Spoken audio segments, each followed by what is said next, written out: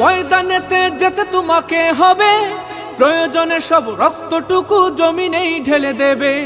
লড়াইয়ের ওই ময়দানেতে যেতে তোমাকে হবে, প্রয়োজনে সব রক্তটুকু জমিনেই ঢেলে দেবে। তবুও তোমায় লড়তেই হবে, মানিবে না পরাজয়। তবুও তোমায় লড়তেই হবে, মানিবে না পরাজয়।